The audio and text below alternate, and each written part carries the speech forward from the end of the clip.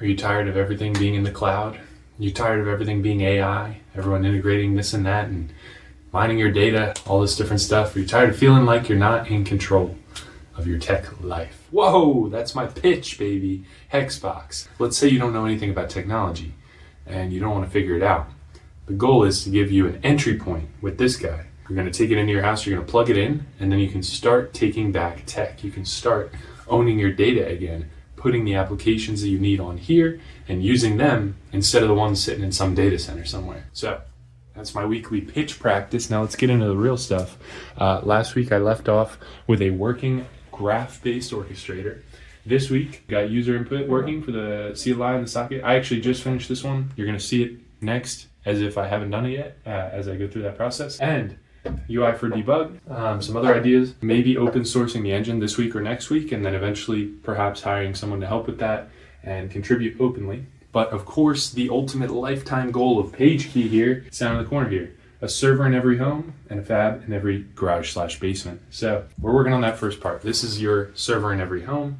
We want everybody to feel empowered about their technology and understand it fully. So if you're interested, sign up at tryhexbox.com. Not for sale yet, but I will let you know, and I'll shoot you a little email every week as I make progress. So let's get into the progress for this week. Thank you. Okay, we're back again, and I have something to show you here. Check this out. If we run user in socket, this graph right here is going to run this provider, and it's going to wait until we input something into this user input.sock file, which is a Unix socket, which I think this is going to let us run user inputs from the UI, and the UI can work with the socket, and we don't have to worry about parsing standard in and standard out and all that stuff. So all we're doing is echoing hello world into that socket using this socat utility. So we're going to run that, and we get our answer back, and it prints what we received from the socket, and we're done.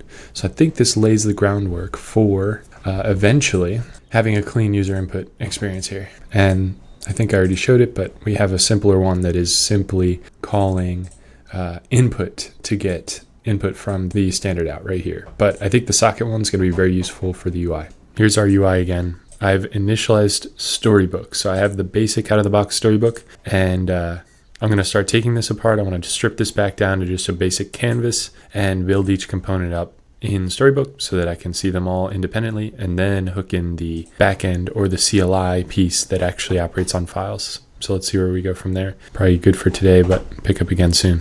Real quick, figure this is a good moment to take a quick snapshot. I have 3 files in the back me up folder on my Google Drive, and I'm going to just list them for now using this new graph paradigm.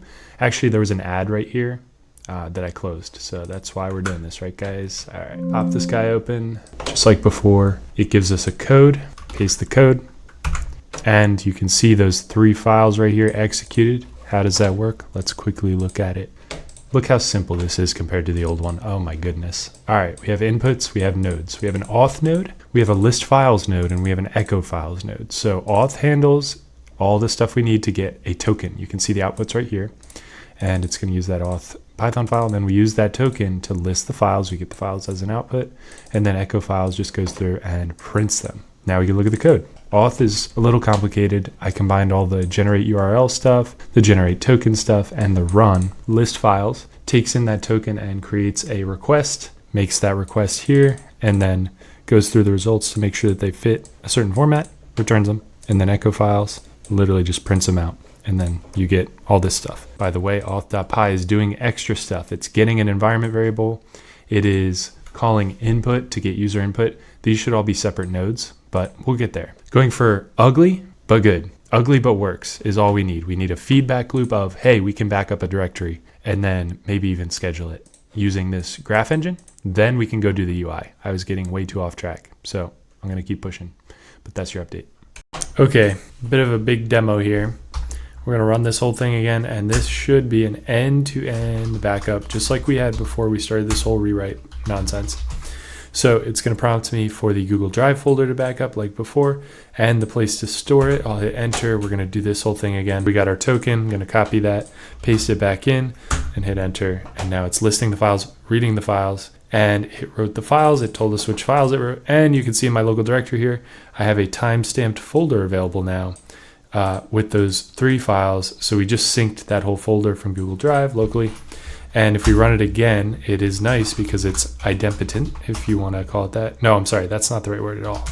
It's definitely not idempotent, but you can run it multiple times and it won't adversely affect you because each time it gets a new directory. So as you can see, we just backed up the exact same files again.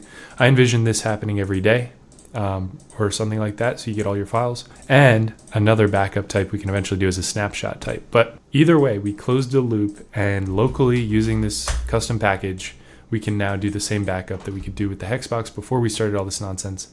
Next up, how do we improve this? It's pretty rough. How do we integrate this into the HexBox? How do we get a visualization of the graph? Blah, blah, blah. Endless. But at least we have something useful working again. So I'm going to keep going from there.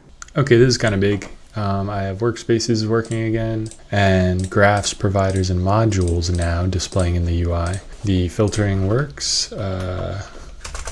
Need to get these buttons up top right working, but the big thing is this doesn't do anything. This, you can enter name and age, execute graph, and it runs. So this literally ran that graph. That's good. Next. Okay, this is a bit of a breakthrough worth recording. Check this out. I'm going to run this node that you see right here, or this provider. It's going to connect to the user, the input, the user interface right here. So I'll just run that real quick. You see the prompt pop up, and I'll say hello. I'll hit OK.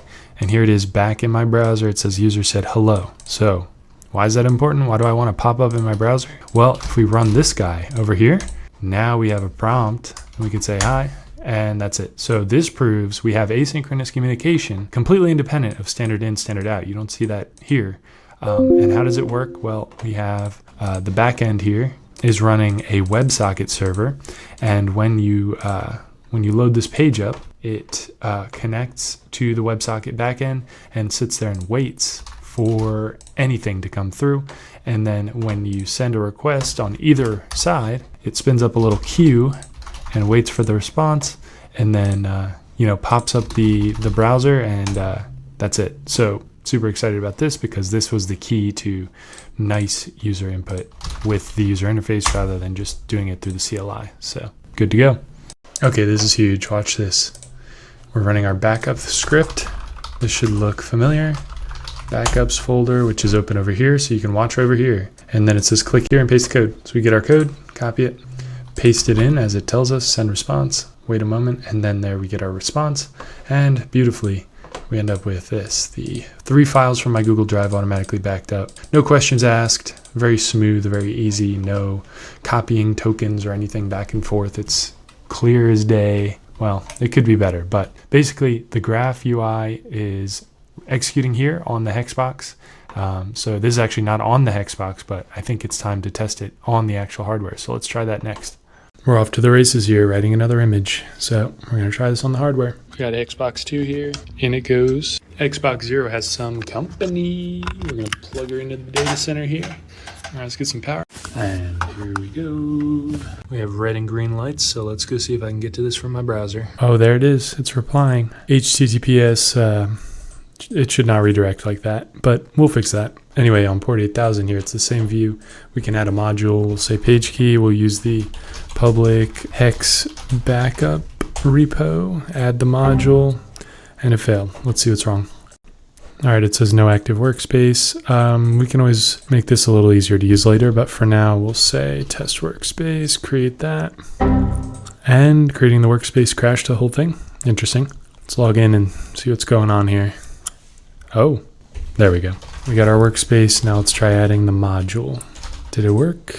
It seems to have worked. Oh, there we go. We've got a graph. Here we go. Why is it called PageKey? Oh, out of habit. Hold on. That should be called backup. Whatever, let's just run it and see if it works. Need a better failure UI here. All right, turns out it's a little picky about the names, so we actually have to call this hex backup. And it's gonna come from the same place. Seems to be there, okay. Graph is there, okay, let's run it. And we failed again. No module named requests, interesting. I guess I need to update the UI to include that package for now, till we can get virtual environment management down. Round 2, there it is. Let's fire up the web browser. Nice, HexBox 2.local worked right away without the HTTPS. We're gonna, I can't add the module yet. I need to create a workspace. Seems to have worked. Now we can add the module. Okay, we got the module, we got the backup. Let's see if this works. Execute graph, fingers crossed, and it failed. Got to be getting closer here. No module named request still. Gonna have to look into this a little closer. Okay, it's broken. Here we go again. HexBox 1 in the shop, but it's ready to roll.